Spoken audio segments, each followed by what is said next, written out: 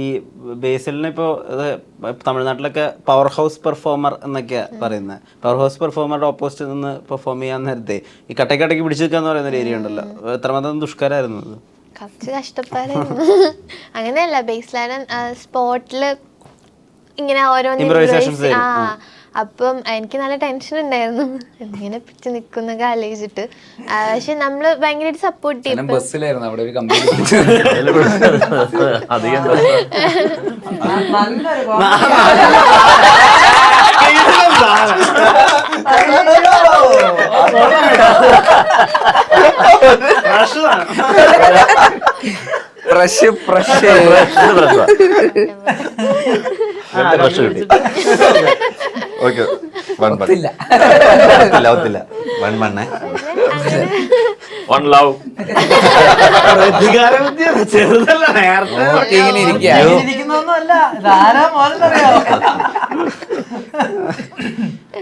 പക്ഷെ നമ്മള് സീൻസ് ചെയ്തോണ്ടിരിക്കുമ്പോ ബേസ്ലൈനും അത് ഞാനിപ്പോ എന്തെങ്കിലും ചെയ്യുമ്പോ ഇങ്ങനെ ചെയ്ത് നോക്ക് എന്നൊക്കെ പറഞ്ഞിട്ട് നമുക്കും ഒരുപാട് പറഞ്ഞൊക്കെ തരും.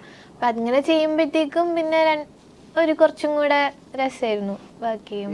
ശരിക്കും കലിപ്പന്റെ കാന്താരിയാണോ മരണമാസത്തിനകത്ത്, അതോ കുറച്ച് ബോധം വെച്ച കലിപ്പന്റെ കാന്താരി, അങ്ങനെ ഒരു ആർക്കുണ്ടോ? ഇല്ല, കലിപ്പന്റെ കാന്താരി അങ്ങനൊന്നും അല്ല. ബോധമുള്ള ക്യാരക്ടേഴ്സ് ഒന്നും എഴുതാ സിജു, അത് എഴുതുന്നത് സിജു ആണ്. അതിനെ അഭിനയിച്ച് ബോധമാക്കാൻ ഇവർക്ക്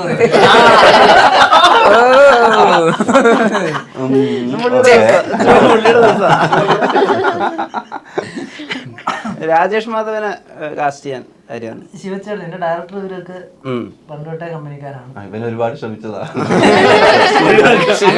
ഇത് എഴുതുന്ന സമയത്ത് രാജേഷിന്റെ കാര്യങ്ങൾ പറയാം, രാജേഷിന് ഒരു പരിപാടി വെക്കണം, പക്ഷെ അത് പിന്നെ അത് സീരിയൽ കില്ലറിലേക്ക് എത്തുകയായിരുന്നു. ഇപ്പൊ എല്ലാ ക്യാരക്ടേഴ്സിനും നമുക്ക് ഒരു ക്രൂര സ്വഭാവം കാണുന്നുണ്ട്. സുരേഷിന്റെ ക്യാരക്ടർ അത്ര ഞാൻ കണ്ടില്ല, അതിനുപരിതായിട്ട്. പക്ഷെ ബാക്കി എല്ലാവരിലും കുറച്ച് ക്രൂവൽ സ്വഭാവം കാണുന്നുണ്ട്. സുരേഷിന്റെ പൂക്കിയാണ്. ശരിക്കും അതൊരു ഡാർക്ക് സ്വഭാവമാണോ, അതോ ഇവരുടെ ഉള്ളിലൊക്കെ ശരിക്കും ഈ പറഞ്ഞ കുറച്ച് വയലൻസ് സ്വഭാവം ഉണ്ടോ? ഇല്ല, ഇവരെല്ലാം പാവങ്ങളായിട്ടുള്ള ആൾക്കാരാ. ബേസിക്കലി വയലൻസ് പൊതുവെ പുറത്തുള്ള വയലൻസിനായിട്ട് അങ്ങനെ വയലൻസ് ഒന്നും ഇല്ല. രാജേഷിന്റെ ക്യാരക്ടറിന് അതിന് സീരിയൽ കില്ലർ ആണല്ലോ, അപ്പൊ പിന്നെ പാവാൻ പറ്റൂല. അയ്യോ പാവ സീരിയൽ കില്ലർ എന്ന് പറയാൻ പറ്റൂല. അപ്പൊ പുള്ളി മാത്രം ഇച്ചിരി വയലൻസ് സ്വഭാവമുണ്ട്, ബാക്കിയുള്ളവരൊക്കെ സ്വഭാവത്തിലാണ്.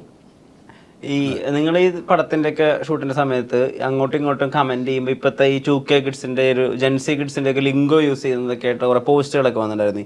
ഈ ഓറ 100,000+, സ്പൂക്കി പിഗിഡി, അല്ല പൂക്കി സ്പിഗിഡി, പൂക്കി സ്കിബിഡി.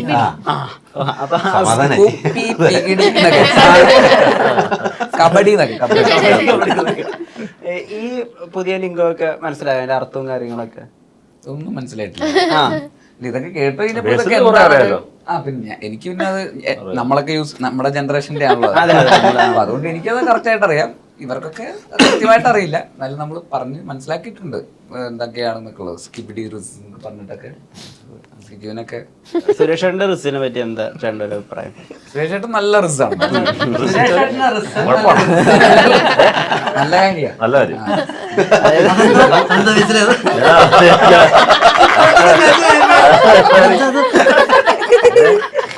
റിസ് ശരിയാ നല്ലതാണെന്ന് പറയുന്നതാണോ പോരാന്ന് പറയുന്നതാണോ നല്ലത് എന്നുള്ള കൺഫ്യൂഷൻ ആയല്ലേ? റിസിലെ കൺഫ്യൂഷൻ. അതാ എനിക്ക് പുതിയ വാക്ക് ഇപ്പൊ പിന്നെ കമന്റ് ഇട്ടതൊക്കെ അത് മറ്റതല്ലേ സ്പിഗിഡി അറിയാം. ഈ റിസ് എന്ന് വെച്ചാൽ ഒരുപാട് പേരെ ആകർഷിക്കാനുള്ള, പ്രത്യേകിച്ച് സ്ത്രീ ജനങ്ങളൊക്കെ ആകർഷിക്കാനുള്ള ഒരു വൈബ്.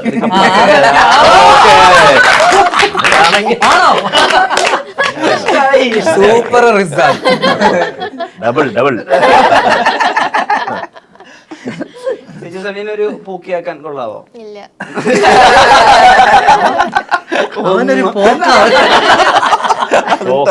അതങ്ങനെ ഒരു talk.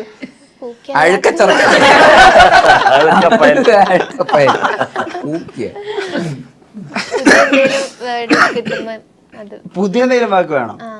Okay okay. Brain rote, വയനാടൻ മോഹർ. അതിലൊന്നും ഈ അഴുക്കച്ചറക്കൻ്റെ ഈ പുതിയ പടങ്ങള് അല്ല, പുതിയ പിള്ളേരുടെ ഈ ലിംഗോ അവരുടെ മാറുന്ന സംസ്കാരം, ഇപ്പോൾ ഒരാൾ ഭയങ്കര മാസായിട്ട് ഒരു പുരുഷൻ മാസമായിട്ട് ഒരു സിനിമയിൽ കാര്യമാണെങ്കിൽ അയാൾ ഒരു ആൽഫ മെയിൽ സ്വഭാവമുള്ള ആളാണെന്നൊക്കെയാണ് പുതിയ പിള്ളേർ ഡിസ്കഷൻ സ്റ്റാർട്ട് ചെയ്യുന്നത്. അപ്പോൾ ഇപ്പോൾ പടം ചെയ്യുന്ന സമയത്ത് ഈ ജനറേഷൻ അവരുടെ തോട്ട് പ്രോസസ്സ് അല്ലെങ്കിൽ അവരുടെ ലിംഗോ അതും കൂടി മനസ്സിൽ വെച്ചിട്ടൊക്കെയാണോ സിനിമ കഥാപാത്രങ്ങളൊക്കെ സമീപിക്കണേ? അല്ല, എനിക്ക് അങ്ങനെ അത്ര ധാരണയൊന്നുമില്ല ഇതിനെ കുറിച്ച്. ഞാൻ പിന്നെ ചുറ്റുള്ളവരൊന്നും ഇങ്ങനെ മനസ്സിലാക്കാൻ ശ്രമിച്ചുകൊണ്ടിരിക്കുക. ഞാൻ ഈ സിജു ആണോ ഇതിൻ്റെയൊക്കെ റെഫറൻസ് ഇങ്ങനത്തെ കാര്യങ്ങളുടെയൊക്കെ? നമുക്ക് ആർക്കും അറിഞ്ഞൂടാ. ഇതങ്ങനെ വന്നപ്പോ നമ്മൾ നെറ്റിൽ നിന്നൊക്കെ സെർച്ച് ചെയ്ത് അനീഷിനൊക്കെ ചെറുതായിട്ടൊക്കെ അറിയായിരിക്കും അല്ലേ? സിഗ്മയും അറിയായിരുന്നു, ആൽഫ അറിയാം. ബാക്കിയൊക്കെ നെറ്റിൽ നിന്ന് തപ്പി കണ്ടുപിടിച്ചു. ഇവിടെയൊക്കെ എനിക്ക് മറ്റേ തൗഫീഖൊക്കെയാണ് പറഞ്ഞു തന്നത്. നമ്മുടെ എഗ് വൈറ്റ് അവരെന്തോ നല്ലൊരു അവൻ കുറച്ചും റിസൾട്ട് എന്നിട്ട് തീയുള്ള ഷർട്ട് ഇട്ടുകൊണ്ട് കാര്യമില്ല. അതെ, ചെക്കുള്ള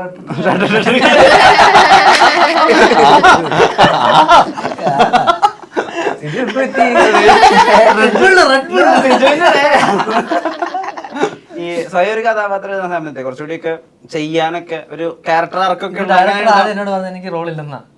അപ്പോഴത്തേനും ഞാൻ ഡെസ്പായി പോയി. ഞാൻ പിന്നെ കുന്ത എന്തെങ്കിലും പിന്നെ അവസാനമാണ് ആരോടും വേണ്ട, ആദ്യം ഞാൻ സീരിയൽ കില്ലറിലായിരുന്നു പിടിച്ചിരുന്നത്. അവിടെ തന്നെ തട്ടി ആരോടും പറയണ്ട, ഇന്റർവ്യൂവിന് വന്നിരുന്നോ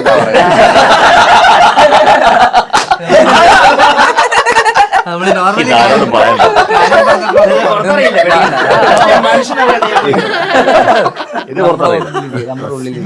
ഇതിനകത്ത് എനിക്ക് കണ്ടക്ടർ വേഷം തന്നു. ഉള്ള കാര്യം പറയല്ലേ, ഇതിൽ ഏറ്റവും നല്ല സട്ടിലായിട്ടുള്ള ഏറ്റവും ഡെപ്തുള്ള ഒരു ഫ്ലാഷ് ബാക്ക്, അങ്ങനെ ഒരു ഇമോഷണൽ കണക്ഷൻ ഒക്കെ ഉള്ള ആകപ്പാട് എന്തെങ്കിലും എഴുതിയിട്ടുണ്ടെങ്കിൽ അത് അവന്റെ തന്നെ നന്മ നിറഞ്ഞ ഒരു ക്യാരക്ടർ ആദ്യം ബേസിലുണ്ടായിരുന്നു. ആദ്യത്തെ ഡ്രാഫ്റ്റിലൊക്കെ വന്നപ്പോഴത്തേനും ഇത് പക്ഷേ സിനിമയിൽ ഇതിനാണ് കൂടുതലും ആൾക്കാർക്ക് ഇതുണ്ടാവുന്നത്. ഇവര് പടത്തിലെ കുട്ടിക്കാലം, അച്ഛൻ, അങ്ങനെ പല ബന്ധങ്ങളുണ്ട്. ഞാനൊക്കെ ജനിക്കുമ്പോഴേ ഇങ്ങനെയായിരുന്നു. വീടും കുടുംബവും ഒന്നും സുരേഷേട്ടന് ഇതുണ്ട്, ഭാര്യയുണ്ട്, കല്യാണം കഴിക്കാൻ ആയിട്ടില്ല.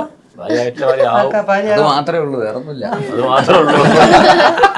വണ്ടി പഠിക്കുന്നു, ഒരു ഫോട്ടോ ഈ നാഗസേനന്റെ റെഫറൻസ് ഒക്കെ ആ ഇൻഫ്ലുവൻസറിനൊക്കെ ഫോളോ ചെയ്യായിരുന്നു സുരേഷ് ഏട്ടൻ? കണ്ടിട്ടുണ്ട്, ഞാൻ കണ്ടിട്ടൊക്കെ ഉണ്ട്. പിന്നെ നമ്മളത് സ്ക്രിപ്റ്റിലുണ്ടായിരുന്നത്. ഇവർ ആരംഭത്തിലെ പ്ലാൻ ചെയ്തിട്ടുള്ള സംഭവം തന്നെയായിരുന്നു. അവർക്കറിയാം അവർ ഈ പടത്തിലുള്ള പിന്നെ അവര് ഡബ് ചെയ്തിട്ടുണ്ട്. ഡബും ചെയ്തിട്ടുണ്ട്. ഓ നൈസ്. ഇവര് അവരുടെ വീട്ടിൽ പോയി സംസാരിച്ച് അതെല്ലാം അവിടെ പോയി എല്ലാം സെറ്റ് ചെയ്തു. ഇവരൊക്കെ അവരുടെ ഫാനായി മാറുകയും ചെയ്തു. ഞാൻ ഓൾറെഡി വീഡിയോസ് കാണുന്നതാണ്, ഞാൻ ഫാനാണ്.